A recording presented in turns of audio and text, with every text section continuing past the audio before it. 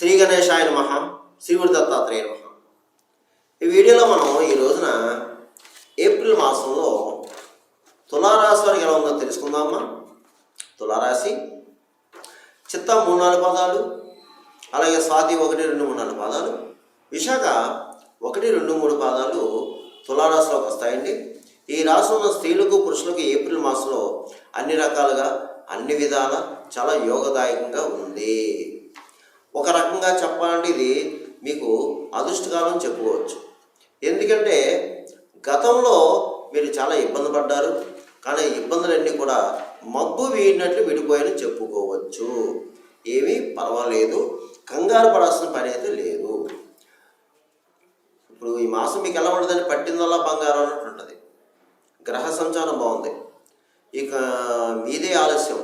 మీరు ఏ పని చేసుకోవాలన్నా, ఏ ప్రయత్నం చేసుకోవాలన్నా ఇప్పుడు ఇది మీకు అనుకూలమైన సమయం. ప్రయత్నం చేయండి, అడుగు ముందుకు వేయండి, మీరు సక్సెస్ అవుతారు. ఇకపోతే కుటుంబ సఖ్యత బాగుంది. దంపతుల మధ్య ప్రేమ అనురాగాలు ఉంటాయి. గతంలో వీరిపైన భార్య భర్తలు కలుసుకుంటారు.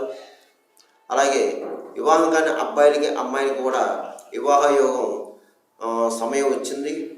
ఇక ధన విషయంలో సమయానికి ధనం సమకూరుతుంది. ఈ మాసం శుభమూలక ధనం ఏమవుతుంది.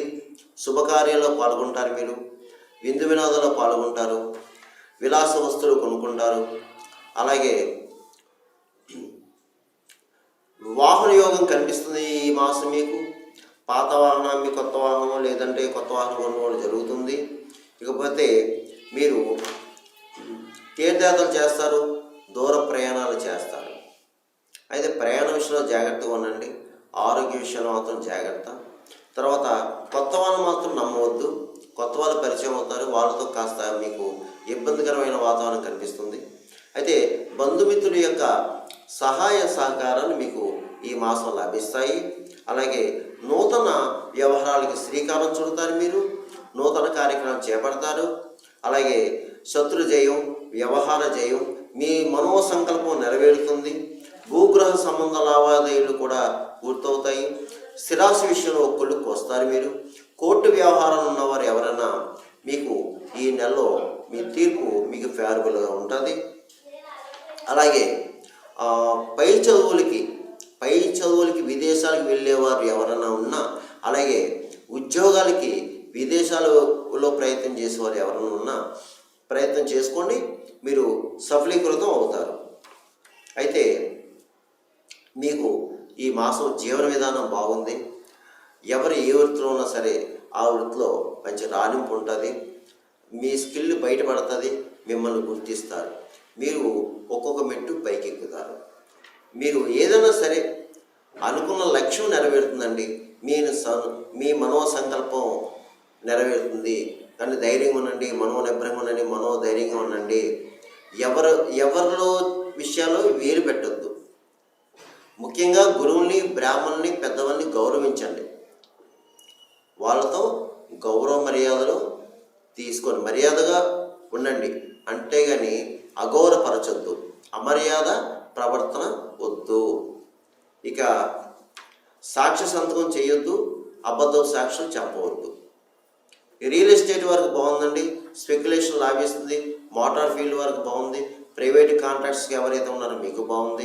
ఇకపోతే చిన్న వ్యాపారం నుంచి పెద్ద వ్యాపారస్తుల వరకు కూడా బాగుంది. జాయింట్ వ్యాపారస్తులకి బాగుంది. కొత్తగా వ్యాపారం పెట్టుకోవచ్చు. వ్యాపారంలో మీరు ఆశించిన దానికంటే అధిక లాభాలు వస్తాయి ఈ మాసం. మీకు అధిక లాభాలు ఉన్నాయి. ఇక కేంద్ర రాష్ట్ర ప్రభుత్వ ఉద్యోగులు ఎవరైతే ఉన్నారో మీకు బాగుంది. ప్రమోషన్స్తో కొన్ని బదిలీలు ఉన్నాయి. అలాగే ఇంక్రిమెంట్లు వస్తాయి, శాలరీస్ పెరుగుతాయి.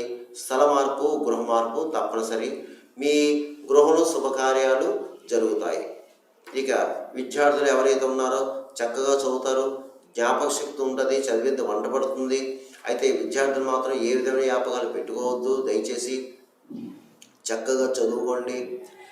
మీరు సరస్వతి మంత్రం, హయగ్రీ స్తోత్రం ప్రతిరోజు చదువుకోండి.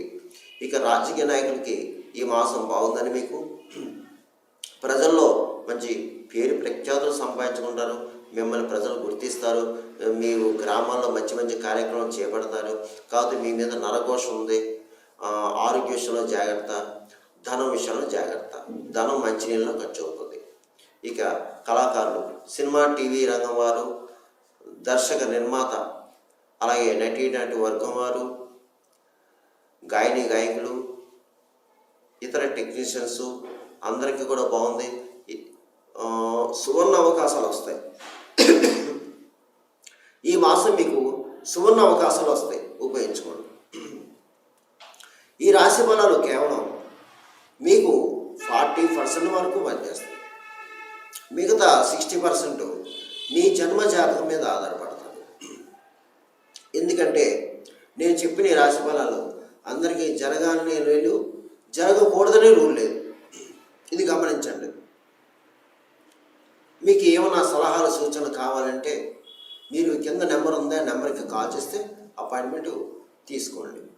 ఇక ఈ తులారాశి వారు ఈ మాసం అంతా యోగించాలంటే నేను చెప్పిన పరిహారం చేసుకోండి. ఏంటంటే ఈ మాసం అంతా మీరు దుర్గా ఆరాధన చేసుకోండి. దుర్గాదేవిని ఎక్కువ కొలవండి. అమ్మవారి యొక్క దేవాలయాలు ఏదైతే ఉన్నాయో ఆ దేవాలయాన్ని దర్శించుకోండి. కుంకుమ పూజ చేయించుకోండి.